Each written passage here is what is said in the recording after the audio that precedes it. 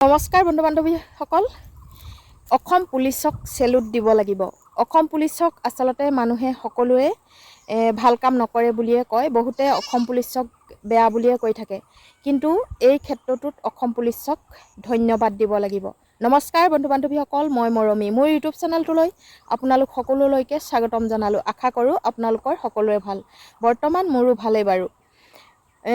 আজি এমাহৰ আগত গোলাঘাট নগৰত যিটো মহিলা আত্মসহায়ক গোটৰ পৰা 10 লাখ টকা বেগৰ পৰা থপিয়াই লৈ যোৱা চিলনী চোৰজনক ইতিমধ্যে পুলিচে গ্ৰেপ্তাৰ কৰিছে। তেওঁলোকে চুৰ কৰি গৈ কলিকতা পালেগৈ। চাওকচোন, চুৰ কৰিলে ইয়াত গৈ পালেগৈ কলিকতা। কিন্তু এই ক্ষেত্ৰত অসম পুলিচক চেলুট জনাব লাগিব। সকলো অসম পুলিচে যে কামত পিছ হুহুকা মাৰে সেই কথাটো নহয়।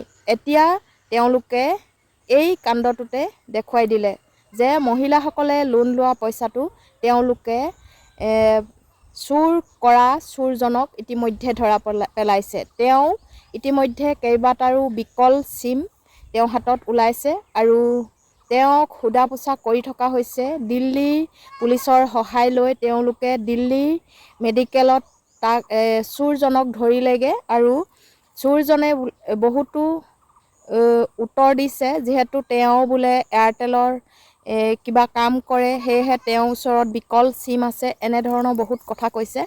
কিন্তু চোৰৰ সেইবোৰ চব মিছা কথা। তেওঁলোকে এই চুৰ কৰিলে, কৰি আৰু গৈ দিল্লী পালেগৈ, মুম্বাই পালেগৈ, কলিকতা পালেগৈ। দেখিছেনে? আমি চোৰক ইয়াত বিচাৰি থাকিলে ক'ত পাম?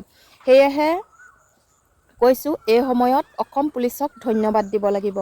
আচলতে যাৰ দুখৰ ধন, সেই দুখৰ ধন কেতিয়াও নেহেৰায়। কিন্তু এতিয়া চোৰজনক যিহেতু পাইছেই, তেওঁ সোধা পোছা কৰি যিসকল মহিলাই নিজৰ কামৰ বাবে 10 লাখ টকা লৈছিল, সেই 10 লাখটো ইতিমধ্যে ঘূৰাই পাব নে নাপাব সেইটো সময়তহে ওলাব। কিন্তু চোৰজনক যে ধৰা পেলালে সেইটো অশেষ ধন্যবাদ। সেই গতিকে মই অসম পুলিচলৈ পুনৰবাৰ ধন্যবাদ জ্ঞাপন কৰিলোঁ, যাতে আমাৰ এনেকুৱা চুৰি কাণ্ডৰ সমূহত পুলিচে এনেকৈ সহায় কৰি চোৰবিলাকক ধৰি অসমৰ পৰা একেবাৰে উৎখাত কৰিব লাগে। আৰু গুৱাহাটীতো দিন দুপৰতে যাব নোৱাৰি। কাৰোবাৰ ডিঙিৰ পৰা চেন চুৰ কৰে বা কাৰোবাৰ বেগ থপিয়াই নিয়ে, এই তেনেবিলাককো অতি শীঘ্ৰে এনেকৈ ধৰা পেলাই তেওঁলোকক উচিত শাস্তি দিব লাগে বুলি মই ভাবোঁ। আচলতে যিসকল চোৰ দেখিছোঁ, তেওঁলোকে কৰ্ম কৰিও খাব পাৰে, কিন্তু কিয় চুৰ কৰে সেই কথাটোহে ভাবি নাপাওঁ। সেই গতিকে তেওঁলোকক উচিত এটা শাস্তি দিব লাগে। মই আৰু বৰ বিশেষ ভিডিঅ'টো দীঘলীয়া নকৰোঁ, আপোনালোকে ইতিমধ্যে গম পাইছেই। অসম পুলিচে এনেধৰণৰ কিছুমান ভাল লগা কাম কৰিলে আমাৰো মনটো বহুত ভাল লাগে। সেয়েহে মোৰ ভিডিঅ'টো আজি ইমানতে সামৰিলোঁ। ভাল লাগিলে লাইক, কমেণ্ট আৰু শ্বেয়াৰ কৰিবলৈ নাপাহৰিব। ধন্যবাদ।